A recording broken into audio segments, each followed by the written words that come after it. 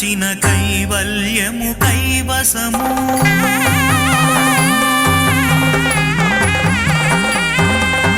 కపిల తీర్థమును గాంచిన కైవల్యము కైవసము కైలాసపతిని చూడ కలుగును పరవశము కపిల తీర్థమును గాంచిన కైవల్యము కైవసము కైలాసపతిని చూడ కలుగును పరవశము కపిల తీర్థమును గాంచిన కైవల్యము కైవసము.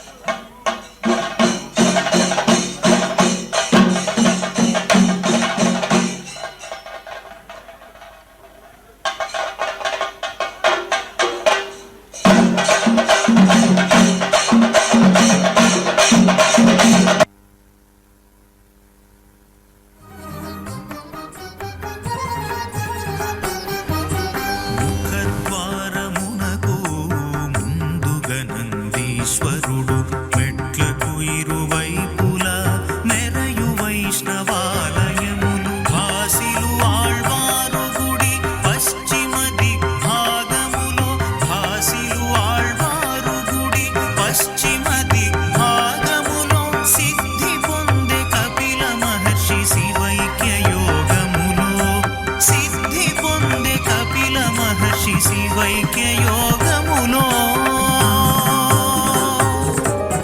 కపిల తీర్థమును గాంచిన కైవల్యము కైవసము నీలకంఠరునికిదే నిత్య నివాసము కపిల తీర్థమును గాంచిన కైవల్యము కైవసము.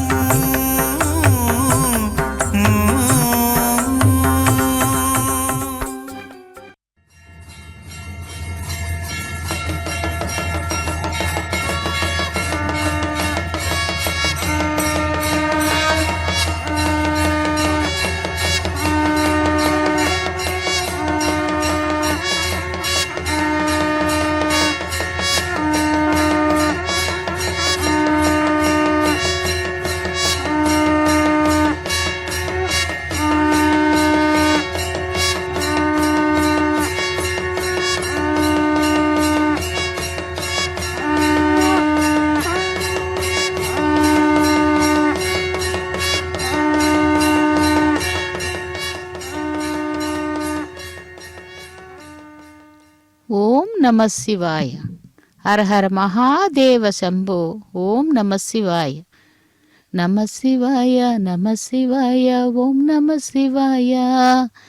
நம சிவாய நம சிவாய ஓம் நம சிவாய என்று அந்த சிவபெருமானை செவித்து கொண்டு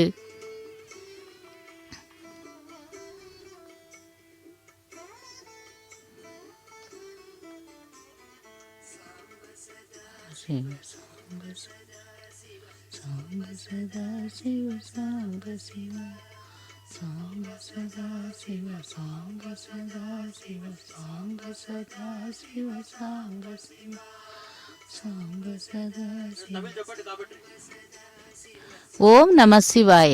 இதோ கபிலேஸ்வர சுவாமி கோவிலிலே நடைபெற்று கொண்டிருக்கும் இந்த வருடாந்திர பிரம்மோற்சவத்திலே இன்று இப்பொழுது நாம் சேவிக்க இருப்பது வியாக்ர வாகனம் என்றால் புலி மீது ஸ்ரீ காமாட்சி தேவி சமேத கபிலேஸ்வர சுவாமியினுடைய இந்த வாகன சேவையை இப்பொழுது நாம் நேரடி ஒளிபரப்பில் சேவிக்க உள்ளோம்.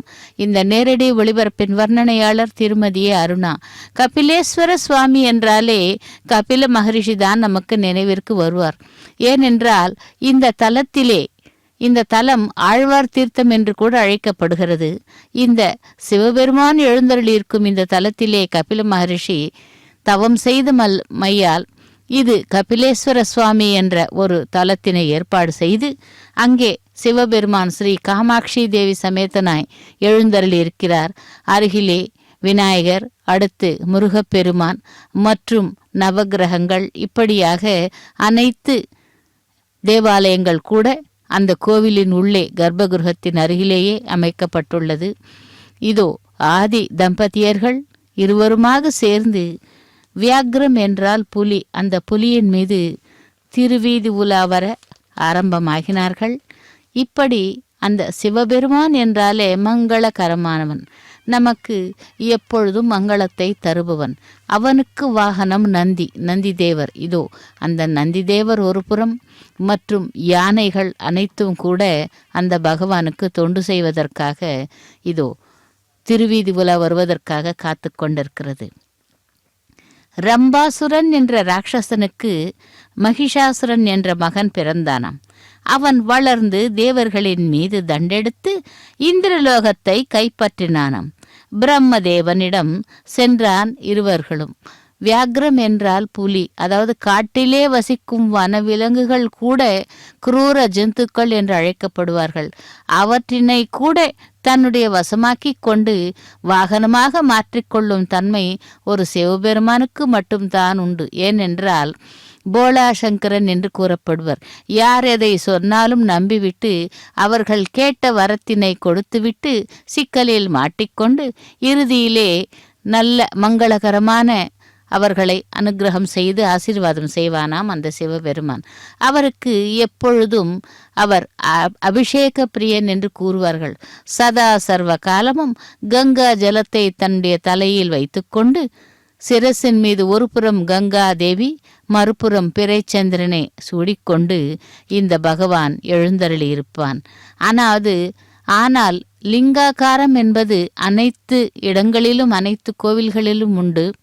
ஒரே ஒரு தலத்தில் மட்டும் சயன கோலத்திலே அவர் எழுந்தருளியிருப்பார். அது நம்முடைய ஆந்திர மாநிலத்தையும் தமிழ்நாடு மாநிலத்தையும் இணைக்கும் ஊத்துக்கோட்டை என்ற தலத்திலே, சுரட்டப்பள்ளி என்ற தலத்திலே அவர் ஆலகால விஷத்தை உண்டு அங்கே அந்த விஷமானது வயிற்றுக்குள் செல்லாமல் இருக்க பார்வதி தேவியானவள் அந்த கழுத்தினை அப்படியே பிடித்து கொள்ளுகிறாள். ஏனென்றால் அவர் இல்லை என்றால் உலகமே இல்லை என்ற ஒரு நோக்கிலே தன்னுடைய காலின் மீது அந்த பகவானை சயனப்படுத்தி கொண்டு அவருக்கு சுஷ்ருதை செய்கிறாள் பார்வதி தேவி.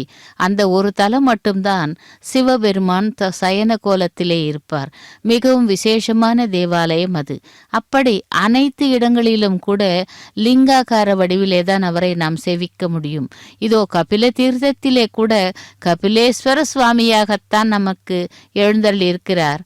ஆனால் வரும்பொழுது, வெளியிலே வரும்பொழுது திருவீதி உலா வரும் உற்சவங்கள் உற்சவ மூர்த்தியாக காமாட்சி தேவி சகித கபிலேஸ்வர சுவாமியாக எழுந்தருளி புலி வாகனத்தின் மேல் வியாக்ரம் அந்த வாகனத்தின் மேல் திருவீதி உலா வந்து கொண்டிருக்கிறார்.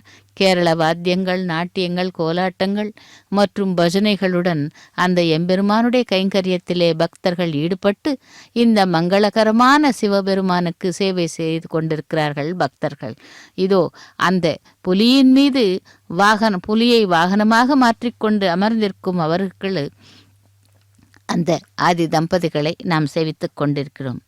ஹரிஹர தேவர்களே, எங்களின் பதவியையும் அஷ்டதிக்பாலர்களின் பதவியையும் பறித்து கொண்டு எங்களை மிகவும் இம்சைப்படுத்தி கொண்டுள்ளான் மகிஷன் என கூறினார். மும்மூர்த்திகளின் கண்களிலிருந்தும் ஒரு தேஜஸ், இந்திராதி தேவர்களின் கண்களிலிருந்தும் ஒரு தேஜஸ். இப்படி சூரிய ஒளியாய் பிரகாசமாய் நெருப்பை கக்கிக் கொண்டு வெளிவந்ததாம் அந்த ஒளியானது. ஒரு பெண் உருவம் எடுத்தது. சிவனின் ஒளி முகமாகவும், யமனின் ஒளி தலைமுடியாகவும், விஷ்ணுவின் ஒளி உள் உறுப்புகளாகவும், சந்திர ஒளி தேஜஸாகவும், இப்படி இந்திர ஒளி இருப்பாகவும் இடுப்பாகவும், வருணனின் ஒளி பிரம்மா இவர்களின் அனைவரின் ஒளியும் கலந்து ஒரு அழகான திவ்ய உருவத்தை தன்னுள் பெற்றது அந்த பெண் உருவமானது. இப்படி ஏற்பாடான பெண்ணிற்கு சிவபெருமான் தன்னிடம் உள்ள சூலம், விஷ்ணு சக்கரம், இந்திரனின் வஜ்ராயுதமும் வழங்கினாராம். இவற்றையெல்லாம் பெற்று ஆங்காரமாக ஆடினாள் பூமி நடுங்க. மலைகள் கூட அசைவு பெற்றனவாம். அப்படி அந்த சிவபெருமானுடைய ஆற்றலை கண்டு அனைத்து தேவர்களும் அவர்களும் கூட அவருடைய கோபத்தை கண்டு மிகவும் பயந்து விட்டார்களாம் பக்தர்களும் தேவர்களும். இவருக்கு மகிழ்ச்சியானால் ஆனந்த தாண்டவம் ஆடுவார், கோபமானால் மிகவும் கொடூரமாக, அதாவது ருத்ர தாண்டவம் ஆடுவார்களாம். இப்படி சிவபெருமானுடைய அவர் கற்றது 64 கலைகளும் அவரிடம் உள்ளது. அந்த 64 கலைகளையும் நாம் கற்றோமானால் நமக்கு, அதாவது அந்த பகவானுடைய அருள் எப்பொழுதும் கிடைக்கும். பெரும்பாலும் சிவனுடைய கோவில்களுக்கு செல்லும் பொழுது 63 நாயன்மார்களின் உருவங்கள் அமைக்கப்பட்டு அவர்கள் எல்லாம் அந்த பகவானை எப்பொழுதும் துதித்து கொண்டே இருப்பார்களாம். அப்படி சிவபெருமானுடைய அந்த அனுகிரகத்தினால் புலவர்கள் முதல் கவிஞர்கள் வரை அவருடைய அனுகிரகத்தை பெற்று என்றும் மகிழ்ச்சியாக இருப்பார்கள் என்றும் கூறப்படுகிறது. வியாக்ர வாகனத்திலே நமக்கு வீதி உலா வந்து கொண்டிருக்கும் காட்சி நேரடி ஒளிபரப்பில் சேவித்து கொண்டிருக்கிறோம்.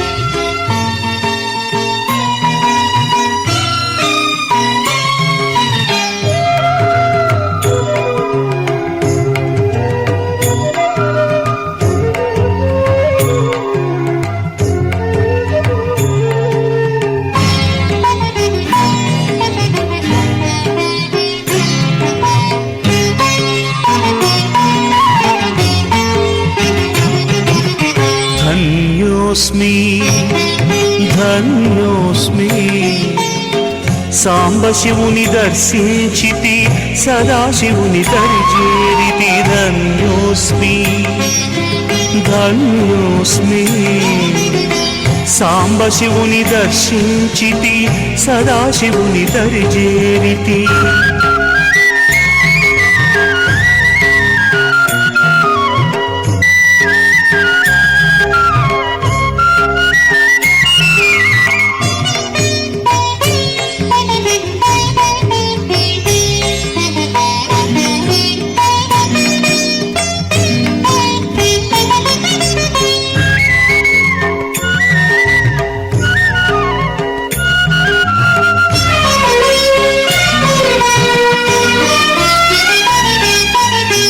కనిపించెను ధ్యానమున కైలాసలోకము, కైలాస శైలమున కల్పవృక్షము.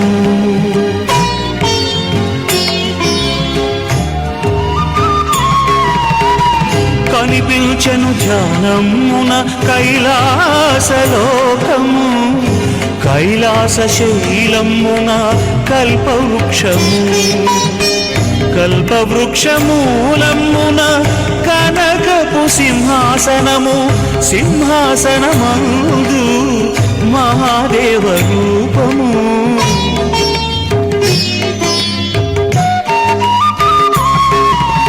ధన్యోస్మి ధన్యోస్మి సాంబశివుని దర్శించితి, సదాశివుని దరిచేరితి.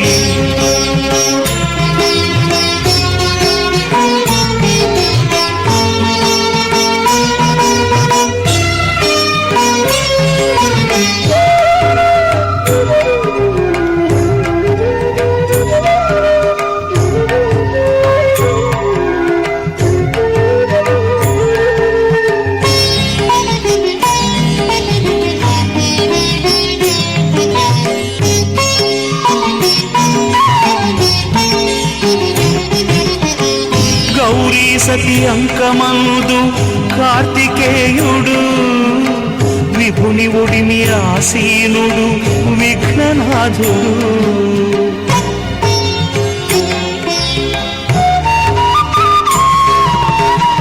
గౌరీ సతి అంకమందు కార్తికేయుడు, విభుని ఒడిమి ఆసీనుడు విఘ్ననాథుడు. పలు విధముల కీర్తిల్చెను పరవశమున సురముని గణము, అపురూపము హరుని కొలువు అద్భుతమానదము.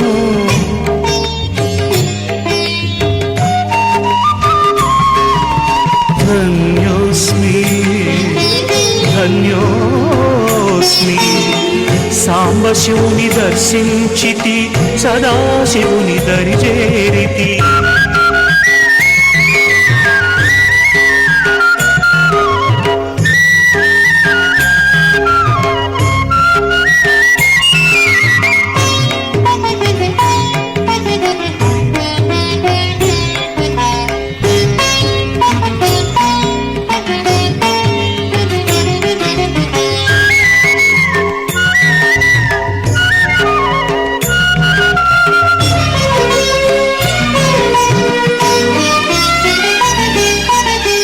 పటికపు సిరి ఛాయల మేను పచ్చని పులి తోలు అలువ నెలవంకను జలరాణిని నిలిపిన పెను జటలతల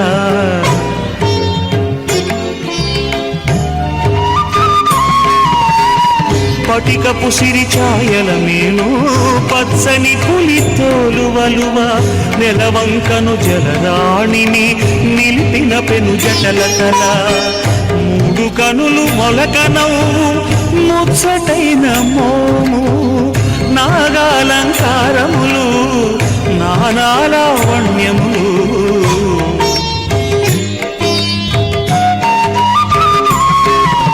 ధన్యోస్మి ధన్యోస్మి సాంబశివుని దర్శించితి సదాశివుని దరిచేరితి ధన్యోస్మి ధన్యోస్మి సాంబశివుని దర్శించితి సదాశివుని దరిచేరితి.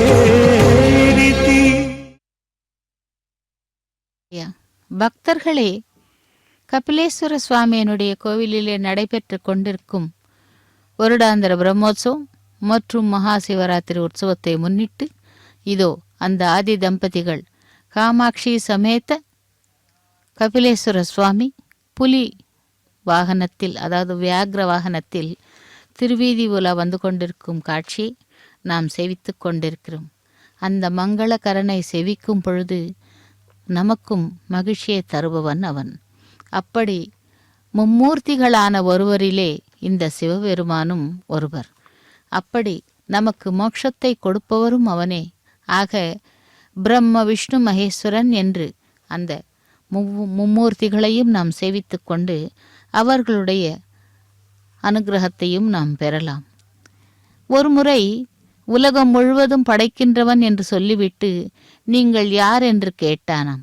உடனே விஷ்ணு, என் பெயர் விஷ்ணு, உன்னை உள்பட அனைத்தையும் படைப்பவன் நான் தான், நீ எனக்கு மகன் முறை ஆவாய் என்றாராம். அதை கேட்ட பிரம்மன் கோபம் கொண்டு, நானே அனைத்துமாய் இருக்கும் பொழுது நீ எப்படி எனக்கு தந்தையாக முடியும்? வேண்டுமானால் என்னுள் புகுந்து பாருங்கள் என்றானாம். உடனே விஷ்ணு பிரம்மன் வாய் வழியாக புகுழ்ந்து உள்ளே சென்ற பொழுது பல்வேறு உலகங்கள், உலகத்தின் உள்ள பொருட்கள் அனைத்தும் பிரம்மன் வயிற்றுக்குள் இருப்பதை கண்டானாம். அதை சுற்றி பார்க்க விஷ்ணுவிற்கு 1000 ஆண்டுகள் தேவைப்பட்டனவாம். ஒருவாறு எவற்றையும் முடித்து மறுபடியும் வாய் வழியே விஷ்ணு வெளியே வந்து விட்டாராம். பிரம்மனை பார்த்து, நீ என் வயிற்றுக்குள் சென்று பார்த்து வா என்றானாம். அப்படியே பிரம்மன் விஷ்ணுவின் வாய் வழியே புகுந்து உள்ளே சென்றான். அங்கே தான் படைத்ததை போன்று பல உலகங்கள் இருந்ததை கண்டாராம். முழுவதும் சுற்றி பார்க்க பிரம்மனுக்கும் 1000 ஆண்டுகள் தேவைப்பட்டன. முடிவில் அவர் வெளியே வர நினைத்த பொழுது வெளியே வரக்கூடிய வாயில்கள் அனைத்தையும் விஷ்ணு மூடிவிட்டாராம். அந்த நிலையில் வேறு வழி இல்லாமல் விஷ்ணுவின் கொப்புள் வழியாக வெளியே வந்த பிரம்மனுக்கும் விஷ்ணுவிற்கும் பெரும் சண்டை ஏற்பட்டதாம். இவர்கள் தங்களுக்குள் யார் பெரியவர் என்ற சண்டை போட்டு கொண்டிருக்கும் பொழுதே அவர்கள் இருவரும் அதிர்ச்சி ஊறும்படியாக அதிர்வுகள் தோன்ற இருவரும் நின்ற நிலையில் ஆட்டம் கண்டனராம். பிரம்மனுக்கு இது புதிய அனுபவம். ஆதலால், ஏன் இப்படி கொப்புழை ஆட்டி எனக்கு துன்பம் தருகிறாய் என்று விஷ்ணுவிடம் கேட்க, உடனே விஷ்ணு, ஆட்டவில்லை, சிவபெருமான் வருகிறார் என்று தெரிகிறது. அவர் வருவதால் ஏற்படுகின்ற அலையான அதிர்வுகள் நம் இருவரையும் நிலை கொள்ளாமல் ஆட்டி வந்தது என்றாராம். இந்த அதிர்ச்சி தாங்காத பிரம்மா சிவன் யார் என கேட்க, விஷ்ணு நம் இருவரும் சிவனை தியானம் செய்வோம் என்று கூறி தியானத்தில் ஈடுபட்ட பொழுது சிவபெருமான் அவர் எதிரிலே தோன்றினாராம். உங்களுக்கு என்ன வரம் வேண்டும் என்று சிவபிரான் கேட்க விஷ்ணு தங்களிடத்தில் நீங்காத பக்தி வேண்டும் என்று விடை கூறினாராம். தந்தேன் என்று கூறிய சிவன் பிரம்மனை பார்த்து உனக்கு என்ன வரம் வேண்டும் என்று கேட்க பிரம்மன் தாங்கள் எனக்கு பிள்ளையாக பிறக்க வேண்டும் என்று வேண்டினானாம். இந்த வரத்தை கேட்டுக்கொண்ட சிவன் அவ்வாறே ஆகட்டும் என்று கூறினானாம். இப்படி பிரம்மா படைப்பு தொழிலை துவங்கியவுடன் அவனால் படைக்கப்பட்ட பொருள்கள் அவன் விரும்பியபடி இல்லை, படைப்பு தன் விருப்பப்படி இல்லை என்பதை தெரிந்தவுடன் பிரம்மனுக்கு எல்லையில்லா கோபமும் துயரமும் உண்டாயிற்றாம். அந்த துயரத்தின் வெளிப்பாடே ருத்ரனாவான் என்கிறது புராணம். அப்படி தேவதாரு மரம் என்பது மரங்களிலே சிறப்பான ஒன்று. முன்னொரு காலத்திலே ஒரு காட்டிலே அந்த தேவதாரு மரங்கள் நிறைய வளர்ந்திருக்கும் பொழுது அந்த காட்டிலே முனிவர்கள் பலர் தம் தம் மனைவிகளுடன் வாழ்ந்து வரும் பொழுது அவர்களை சிவபெருமான் குறித்து தவம் செய்தார்களாம். இவர்களின் தியானத்தில் மனம் மகிழ்ந்த சிவபெருமான் அந்த முனிவர்களை பரீட்சை செய்ய விரும்பினார். அதனால் அழகற்ற உருவம் ஒன்றினை பெற்று கரிய நிறத்துடன் கொடிய கண்களுடன் அவர்கள் முன் தோன்றினாராம். முனிவர்களின் மனைவிமார்கள் அனைவரும் சிவபெருமானை தொடர்ந்து செல்லலாயினர். ஆனால் முனிவர்களோ அந்த உருவத்தை ஏளனமாகவும் கடுமையான சொற்களும் கூறியும் விரட்ட சிவபெருமான் அந்த இடத்திலிருந்து மறைந்து விட்டார். முனிவர்கள் உடனே பிரம்மனிடம் சென்று நடந்ததை கூற பிரம்மா கோபம் கொண்டு, முட்டாள்களே, நீங்கள் என்ன தவறு செய்திருக்கிறீர்கள் என்பதை உணரவில்லையா என்று கேட்க, வந்தது வேறு யாருமில்லை, சிவபெருமானேதான். உங்களை சோதனை செய்யவே அப்படி ஒரு வடிவம் எடுத்துக்கொண்டு உங்கள் விருந்தினராக வந்துள்ளார். அந்த விருந்து உண்ண வந்தவர்களை அன்புடன் நீங்கள் உணவிட வேண்டுமே தவிர அவர்களை அழகானவர்களா இல்லையா என்று பார்த்து உபசரிக்க கூடாது. உங்களுக்கு சுதர்சனனின் கதை தெரியுமா என்று அதை இப்பொழுது கூறுகிறேன் என்று கூறினாராம் பிரம்மா. சுதர்சன முனிவர் என்ற ஒருவர் இருந்தார். அவர் தம் மனைவியிடம் வரும் விருந்தினர்கள் எவ்வாறு அன்புடன் உபசரிக்க வேண்டும் என்றும், விருந்தினர்களை உதாசீனப்படுத்துவது சிவபெருமானே அவமானப்படுத்துவது போலாகும் என்றும் கூறி, யாராவது விருந்து சாப்பிட வந்தால் ஒவ்வொருவரும் சிவபெருமானின் உருவமே என்று எண்ண வேண்டும் என்றும் அறிவுரை கூறினாராம். ஒரு சமயம் தர்ம தேவதை சுதர்சன முனிவரையும் அவர் மனைவியையும் பரீட்சை செய்வதற்காக வந்தாராம். பிராமண வடிவம் கொண்டு அவர்கள் வீட்டிற்கு வந்தார். முனிவர் வீட்டிலே இல்லாத பொழுதும் அவர் மனைவி தான் தர்ம தேவதையை நன்கு உபசரித்து அன்புடன் உணவு படைத்தாராம். மிகவும் மகிழ்ந்த அந்த தர்ம தேவதை அந்த இருவரும் சொர்க்கம் செல்ல ஆசிகள் வழங்கினாராம். இப்படி யார் என்ன கேட்டாலும் அந்த வரங்களை ஆலோசனை செய்யாமல் கொடுப்பவன் தான் அந்த போலா சங்கரன். அப்படிப்பட்டவன் தான் இங்கே சிவபெருமானாக கபிலேஸ்வர சுவாமியாக எழுந்தருளி இதோ வருடாந்திரத்திலே நடைபெற்று கொண்டிருக்கும் வருடாந்திர பிரம்மோற்சவத்திலே இன்று இப்பொழுது வியாக்ர வாகனத்திலே அந்த ஆதி தம்பதியர்கள் கொலுவீட்டிலிருந்து திருவீதி உலா வந்து கொண்டிருக்கிறார்கள். அந்த காட்சியை நாம் சேவித்து கொண்டிருக்கிறோம். புலி என்றால் அனைவருக்கும் பயம். ஆனால் அந்த சிவபெருமானுக்கும் காமாட்சி தாயாருக்கும் அவன் அந்த வியாகிரமானது ஒரு பிள்ளை போல். ஏனென்றால் ஒரு சமயத்திலே அவதாரத்திலே ஐயப்பன் என்ற ஒரு குழந்தை பிறந்து அந்த ஐயப்பனுடைய வாகனமே இந்த புலிதான். அப்படி பயமில்லாமல் வளர்த்து அவனுக்கு ஐயப்பா, ஐயம் என்றால் பயம், பயமில்லாமல் வளர்ந்தவன் ஆகியால் ஐயப்பா என்ற பெயரிட்டு நாமும் இன்றும் சபரிமலையிலே அந்த ஐயப்பனை ஏராளமான பக்தர்கள் சென்று சேவித்து அவனுடைய கருணையை பார்த்து அனுகிரகத்தை தேடி கொண்டு அந்த பகவானிடம் பெற்று வருகிறார்கள். அப்படிப்பட்ட ஐயப்பனுக்கு தந்தையானவன் தான் இந்த சிவபெருமானும் காமாட்சி தாயாரும். அதேபோல் மற்ற இருவர் கூட ஆனைமுகன் போல் விநாயகன், அழகு முகம் போல் ஆறுமுகம். அதாவது 6 முகங்களை கொண்டவன் சரவண பவா என்று கூறுவார்கள்.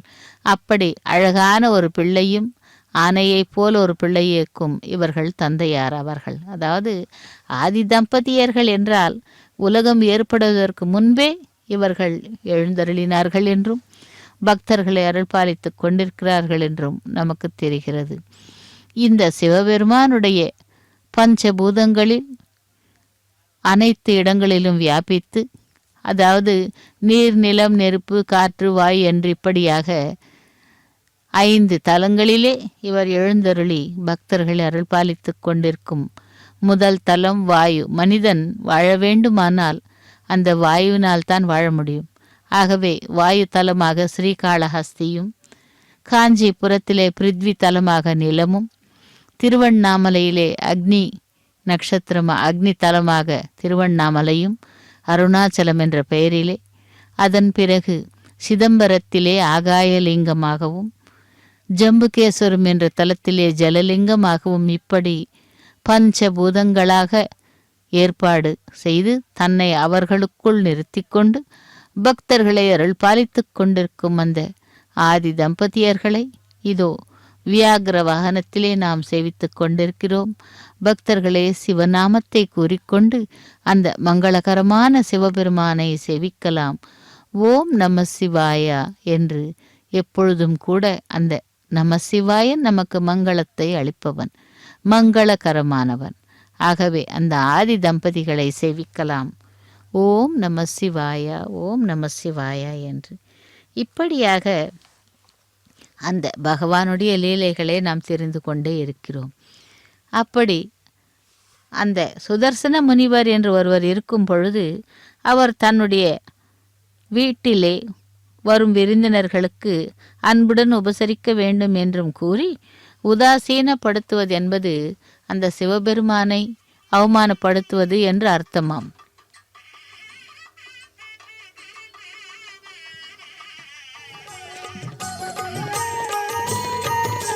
మధురం మధురం ఈశ్వరనామం తలచిన వారికి పరమానందం. ఓం హర శంకర నటరాజా శ్రీ సాంబ శివ. ఓం హర శంకర నటరాజా శ్రీ సాంబ శివ. మధురం మధురం ఈశ్వరనామం తలచిన వారికి పరమానందం. ఓం హర శంకర నటరాజా శ్రీ సాంబ శివ. ఓం హర శంకర నటరాజా శ్రీ సాంబ శివ.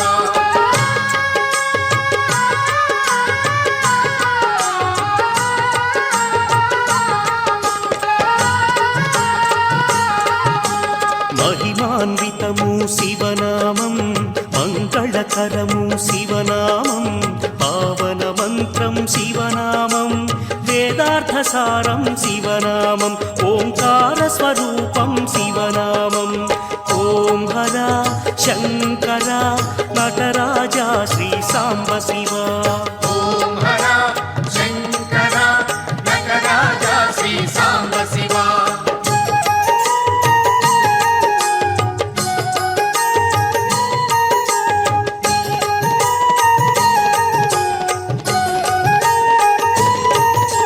శుభములు కూర్చును శివ ధ్యానం, అద్భుత ఫలము శివ ధ్యానం, అమృత భరితం శివ ధ్యానం, అమితానందము శివ ధ్యానం. ఓం హర శంకర నటరాజా శ్రీ సాంబ శివ.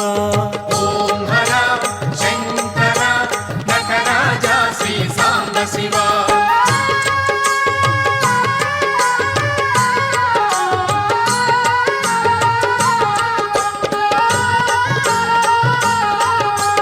ప్రణవస్వరూపం శివరూపం, పార్వతీనాథుని ఘనరూపం, అఖిలం సకలం శివరూపం, ప్రతి అణువు అణువు శివరూపం. ఓం హర శంకర నటరాజా శ్రీ సాంబ శివ. ఓం హర శంకర నటరాజా శ్రీ సాంబ శివ. ఓం శివాయ నమః శివాయ. ఓం హరాయ నమః శివాయ. ఓం మహేశ నమః శివాయ. ఓం మల్లేశ నమః శివాయ.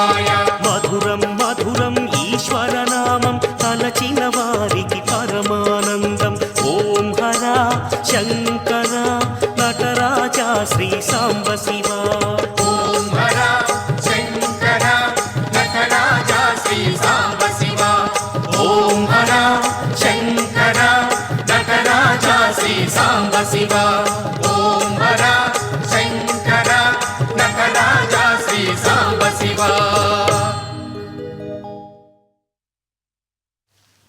ஓம் நம சிவாய. இதோ கபில தீர்த்த சுவாமியினுடைய கபிலேஸ்வர சுவாமியினுடைய வருடாந்திர பிரம்மோற்சவத்திலே நாம் நேரடி ஒளிபரப்பில் சேவித்து கொண்டிருப்பது பிரம்மோற்சவத்தை முன்னிட்டு இன்று வியாக்ர வாகனத்திலே நாம் அந்த ஆதி தம்பதிகளை சேவித்து கொண்டிருக்கிறோம். நம்முடைய வீட்டிற்கு யாராவது விருந்தினர்கள் வந்தால் அவர்களை உபசரித்து அவர்களுக்கு வேண்டியதை நாம் கொடுக்க வேண்டும் என்றும், அப்படி வருபவர்கள் அனைவரும் கூட அந்த சிவபெருமானின் அம்சமாகத்தான் இருப்பார்கள் என்றும் கூறுகிறார்கள். வந்தவர்களை அவமானப்படுத்தக்கூடாது என்றும் ஒரு நியதி. ஆகவே அந்த தர்ம தேவதை சுதர்சன முனிவரையும் அவர் மனைவியையும் பரீட்சை செய்து பார்க்க விரும்பினார். பிராமண வடிவம் கொண்டு அவர்கள் வீட்டிற்கு வந்தாராம். முனிவர் வீட்டிலே இல்லாத பொழுதும் அவரது மனைவி தர்ம தேவதையை நன்கு உபசரித்து அன்புடன் உணவு படைத்து அதன் பிறகு மிகவும் மனம் நெகிழ்ந்த அந்த தர்ம தேவதை அந்த இருவரும் சொர்க்கம் செல்ல ஆசிகள் வழங்கினாராம். அதன் பிறகு இந்த கதையினை பிரம்மர் கூற கேட்ட முனிவர்கள் தாம் சிவபெருமானை அவமதித்ததை நினைத்து வருந்தி அவர் மனம் மகிழ என்ன செய்ய வேண்டும் என்று கேட்க பிரம்மனும் ஸ்வேதாவின் கதையை கூறினாராம். அதாவது ஸ்வேத முனிவரின் கதை ஒன்று. முன்னொரு காலத்திலே ஸ்வேதா என்ற முனிவர் சிவபெருமானின் மீது மிகவும் பக்தி கொண்டிருந்தாராம். எந்த நேரமும் அந்த சிவபெருமானையே வழிபட்டு வந்தாராம். ஒரு சமயம் அவர் இந்த வாழ்க்கையை விட்டு செல்ல வேண்டிய நேரம் வந்துவிட்டது. யமதேவன் ஸ்வேத முனிவரை முன் தோன்றி யமனை கண்டு ஸ்வேத முனிவர் சிறிதும் மனம் கலங்கவில்லை. சிவபெருமானை வணங்கினால் இறப்பினால் எந்த துன்பம் ஏற்படாது என்று நினைத்து சிவனை வழிபடத் தொடங்கினாராம். அந்த யமதேவன் ஸ்வேத முனிவரை பார்த்து, உன்னுடைய நேரம் இந்த பூமியில் முடிந்து விட்டது, இனி நீ எனக்கு கீழ்ப்படிய வேண்டும் என்றும் சிவனை வணங்குவதால் எந்த பயமும் இல்லை என்றும் வா சீக்கிரம் போக வேண்டும் என்றும் கூறினான். அவரை கொண்டு செல்வதற்காக எல்லா ஆயத்தங்களும் செய்யும் பொழுது சிவபெருமான் பார்வதி திருதி மற்றும் சிவகணங்களுடன் அங்கு வந்தாராம். சிவனுடைய பார்வை பெற்றவுடன் யமதேவன் மயக்கமுற்று விழுந்து மரணமடைந்தான். ஸ்வேத முனிவர் காப்பாற்ற பெற்றாராம். இப்படியாக இந்த கதையை கூறி முடித்த பிரம்மா முனிவர்களை பார்த்து, சிவபெருமானை சேவிப்பதால் ஏற்படும் பயனை தெரிந்து கொண்டீர்கள் அல்லவா, உடனே சென்று சிவபெருமானை வழிபட ஏற்பாடு செய்யுங்கள் என்று கூறினாராம். முனிவர்களும் சிவனை நோக்கி தவம் செய்ய ஆரம்பித்து ஒரு வருடம் கடுமையான தவம் செய்த பிறகு அவர்கள் முன் அந்த எம்பெருமான் தோன்றி கடுமையான விழிகளும் சாம்பலை உடல் முழுதும் பூசிக்கொண்டு அழகற்ற உருவத்துடன் தேவதாரு மரங்களின் நிறைந்த காட்டிலே இருக்கும் இங்கும் அங்கும் உலாவிக் கொண்டிருந்தாராம். முனிவர்களும் இந்த முறை சிவபெருமானை தெரிந்து கொண்டு தம்முடைய மனைவியருடன் மலர்களால் அர்ச்சித்தனராம். சிவபெருமான் மனம் மகிழ்ந்து அந்த முனிவர்களுக்கு நல்ல அறிவுரைகள் கூறினாராம். அவற்றுள் சாம்பல் பற்றியும் அதன் சிறப்பை பற்றியும் அவர்களுக்கு கூறி தெரிவித்தாராம். ஆக அப்படி அந்த ஆதி தம்பதியர்கள் இதோ புலி வாகனத்தில் வியாக்ர வாகனத்திலே திருவீதி உலா வந்து கொண்டிருக்கிறார்கள். அந்த காட்சியை சேவித்து கொண்டிருக்கிறோம். கபில மகரிஷி தவம் செய்தமையால் தான் இது கபிலேஸ்வர சுவாமி என்ற இந்த கபில தீர்த்தம் என்றும், நம்மாழ்வார் அங்கே நிவாசிப்பதால் நம்மாழ்வார் ஆழ்வார் தீர்த்தம் என்றும் கூறப்படுகிறது. மேலும் இந்த கோவில் வளாகத்திலே நரசிம்ம சுவாமியும் லக்ஷ்மி நாராயணரும் வேணுகோபால சுவாமியும், உள்ளே கர்ப்பகிருகத்தின் அருகிலே விநாயகரும் முருகரும் நவகிரகங்களும் மற்றும் நாகங்களும் இப்படியாக அனைத்துமாக ஏற்பாடு செய்து அமைக்கப்பட்டு விசேஷமான க்ஷேத்திர பாலக ஸ்தலமாக நமக்கு அமைக்கப்பட்டு வருடாந்திர பிரம்மோற்சவம் ஏற்பாடு செய்யப்பட்டுள்ளது. இதோ நந்தியை சேவிக்கலாம். இந்த நந்திதான் எம்பெருமானுக்கு வாகனம். இவருக்கு நாம் திரையோதசி அதாவது பிரதோஷம் அன்று காதிலே ஏதாவது கூறினால் நம் மூலமாக அந்த பகவானுக்கு செய்தி சென்று சேருமாம். அப்பொழுது அவர் நமக்கு அருளி செய்வாராம். இவ்விதமாக பிரதோஷத்தன்று நந்தியை சேவிக்கும், சேவித்து நம்முடைய குறைகளை அவருக்கு கூறலாம். மேலும் இந்த ஆதி தம்பதிகளை சேவித்தால் மங்களகரமான விஷயங்கள் நடக்கும், மங்களகரமாக நம்முடைய வீட்டிலும் நாம் இருப்போம் என்று இதோ அந்த பகவானையும் தாயாரையும் சேவிக்கலாம். ஓம் நம சிவாய என்று கூறிக்கொண்டு திருவீதி உலா வரும் காட்சியை சேவித்து கொண்டிருக்கிறோம். அரஹர மகாதேவ சம்போ சங்கரா. ஓம் நம சிவாய. திருப்பதி நகரமே இந்த கபில தீர்த்தம்தான். திருமலை அப்பனுக்கும் இங்கே க்ஷேத்திர பாலகன் என்ற ஒரு பெயரோடு இந்த கபில தீர்த்தத்திலே எழுந்தருளி பக்தர்களை அருள் பாலித்து கொண்டிருக்கிறார். நந்தியம்பதி ஈஸ்வரா ஓம் நம சிவாயா என்று சேவிக்கலாம் அந்த நந்தியம்பதியை. ஹரஹர மகாதேவ செம்போ என்று சேவிப்போம். ஒவ்வொரு ஆண்டும் நடைபெறும் இந்த வருடாந்திர பிரம்மோற்சவம் இன்று இப்பொழுது வியாகிர வாகனத்திலே சேவித்து கொண்டிருக்கிறோம். நாளை மறுநாள் சிவராத்திரி, மகா சிவராத்திரி. அந்த மகா சிவராத்திரி வேளையிலே பகவானுக்கு 6 கால பூஜைகள் செய்து லிங்கோத்பவ பூஜையும் செய்து அந்த பகவானை நாம் சேவித்து கொண்டு நற்கதியை அடையலாம். ஓம் நம சிவாயா என்று சேவிக்கலாம். அப்படி அந்த முனிவர்கள் எல்லாம் கூட பகவானை சேவித்து அவனுடைய அனுகிரகத்தை பெற்றார்களாம். ததிசி கதை, அதாவது ததிசி என்ற பிராமணனும் கபா என்ற அரசனும் நண்பர்களாய் இருக்கும் பொழுது அவர்கள் அந்த கபா க்ஷத்ரியனாகவும் ததிசி பிராமணனாகவும் பிறந்திருந்தாலும் இருவரும் ஒருவருக்கொருவர் விடாது அன்பு பூண்டு வாழ்ந்து வந்தார்களாம். ஒருமுறை பிராமணன் உயர்ந்தவனா க்ஷத்ரியன் உயர்ந்தவனா என்ற வாதம் இவர்களுக்குள் தோன்றி வாய் சண்டை கை சண்டையாக மாறி ததீசி என்ற பிராமணன் தான் பிராமணன் என்ற கர்வம் கொண்டு தான் யாரை வேண்டுமானாலும் எது வேண்டுமானாலும் செய்யலாம் என்று நினைத்தான். அப்படி அந்த கபாவை பொறுத்தமட்டில் முன்னொரு காலத்திலே தேவாசுர யுத்தத்திலே தேவர்களுக்கு உதவி செய்த காரணத்தினால் இந்திரனிடமிருந்து இருந்து வந்த வஜ்ராயுதத்தை கபாவுக்கு பரிசாக கிடைத்தது. அந்த ஆயுதத்தை கொண்டு எதிரே இருந்த பிராமணன் மண்டையில் அரசன் அடித்தானாம். பிராமணன் உடம்பு 2ஆக பிளந்தது. ஆனால் அவன் இறப்பதற்கு முன் தன்னை காப்பாற்றும்படி சுக்கராச்சாரியாரை வேண்டிக் கொண்டு இறந்தானாம். இறந்தவர்களை எழுப்பும் மிருத சஞ்சீவினி என்ற மந்திரத்தை சுக்கராச்சாரியர் ஒருவருக்குமே தெரியும். பிராமணன் சாகும் முன் சுக்கராச்சாரியரை வேண்டிக் கொண்டபடியால் அங்கு தோன்றிய அசுரகுரு 2ஆக பிளந்து கிடந்த பிராமணன் உடம்பை ஒன்றாக சேர்த்து அதற்கு உயிரும் கொடுத்தாராம். இப்படியாக அந்த அம்மட்டோடு இல்லாமல் பிராமணரே மிருத சஞ்சீவினி மந்திரத்தை சிவனிடம் இருந்துதான் கற்றுக்கொண்டேன். நீயும் அந்த சிவபெருமானை நோக்கி தவம் செய்து அந்த மந்திரத்தை கற்றுக்கொண்டு மேலும் நீ பலனை பெறுவாயாக என்று சுக்கராச்சாரியரின் அறிவுரை கேட்ட அந்த ததீசி அந்த சிவபெருமானை குறித்து தவம் செய்து சிவன் எதிர்பட்டவுடன் உனக்கு என்ன வரம் வேண்டும் என்று கேட்க 3 வரங்கள் பெற்றுக்கொண்டானாம். அவை யாவன என்று பார்த்தால், முதல் வரத்தின்படி ததீசா பெரும் செல்வனாக ஆயினான். 2வது வரத்தின்படி ததீசாவின் எலும்புகள் வஜ்ராயுதத்தின் வலிமையை பெற்றன. 3வது வரத்தின்படி யாரும் தன்னை கொல்ல முடியாத சக்தியையும் பெற்றான்.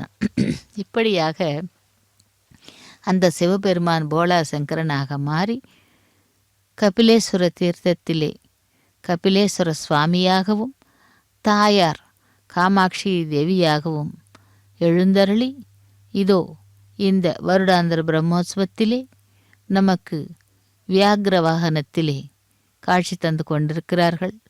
சேவிக்கலாம் அந்த ஆதி தம்பதியர்களை. மங்களகரமாக நமக்கு அருளட்டும், அருளாட்சி செய்யட்டும் என்று ஓம் நம சிவாயா என்று நாம் சேவிக்கலாம். மேலும் இந்த வரங்களை பெற்ற அந்த ததீசி கபாவிடம் சென்று அவனை எட்டி உதைத்தானாம். உடனே கபா தன் கையிலிருந்த வஜ்ராயுதத்தை ததீசியின் மார்பிலே தோன்றி நோக்கி அடித்தாராம். ஆனால் என்ன அதிசயம்! வஜ்ராயுதம் இரும்பில் பட்டு தெரித்து போக கணீர் என்ற சப்தத்துடன் கீழே விழக்கண்டான். ததீசியின் தன் வரிசை செல்லாது என்பது அறிந்து கொண்ட கபா விஷ்ணுவின் நோக்கை பிரார்த்தனை செய்தானாம். விஷ்ணு தோன்றியவுடன் ததீசாவை வெல்வதற்குரிய ஆயுதம் ஒன்று வேண்டும் என்று கேட்க, விஷ்ணு ததீசா சிவனிடம் பெற்ற வரங்கள் காரணமாக அவரை ஒன்றும் செய்ய முடியாதாகவே நான் ஏழை பிராமண வடிவத்திலே சென்று ததீசியிடம் ஏதாவது செய்து பார்க்கிறேன் என்று கூறிவிட்டு பிச்சை எடுக்கப் போகும் பிராமண வடிவிலே ததீசியிடம் வந்தானாம் விஷ்ணு. இவருடைய சூழ்ச்சியை எளிதாக அறிந்து கொண்ட ததீசி, பிராமண வடிவத்திலே வருகின்றது விஷ்ணுவே வருக, உம்மையும் உம்முடைய வேஷத்தையும் என்னால் கண்டு கொள்ள முடியாதா என்று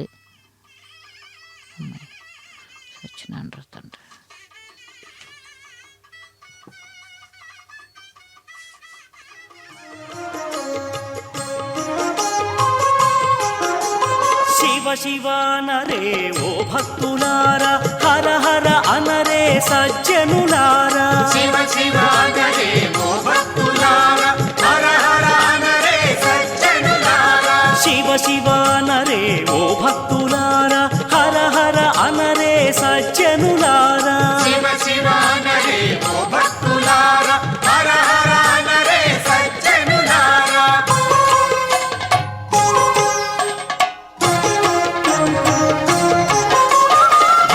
సులభుడు భవాని విభుడు, భక్తుల పాలిట బంధువు శివుడు. శివ శివయని నా వేగమే బ్రోచే పరమ దయాళువు పరమేశ్వరుడు. శివ శివ అనరే ఓ భక్తులారా, హర హర అనరే సజ్జనులారా.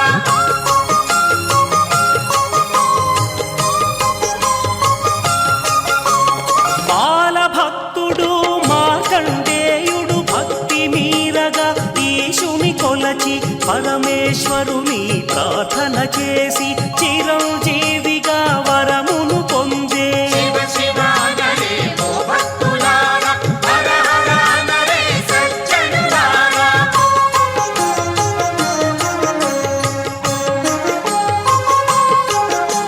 క్షీర జలధి మధియుచిన వేళ ఉద్భవించిన హాలాహలము సురల కోసమై ద్రోణిను స్వామి నీలకంఠుడై ఖ్యాతిని పొందే. శివ శివ అనరే ఓ భక్తులారా, హర హర అనరే సజ్జనులారా.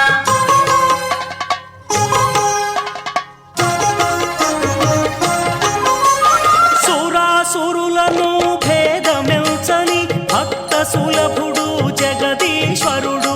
రావణ బ్రహ్మకు గజాసురునకు వరముల నొసగిన కరుణాకరుడు. శివ శివ అనరే ఓ భక్తులారా, హర హర అనరే సజ్జనులారా.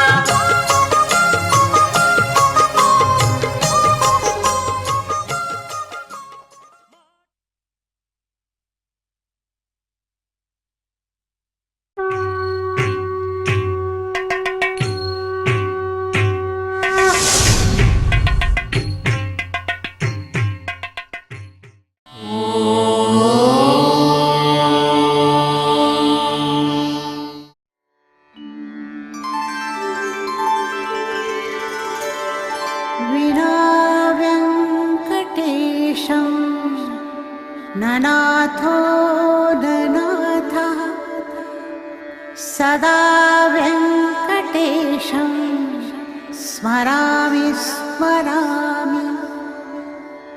हरे वेङ्कटेश प्रसीद प्रसीद.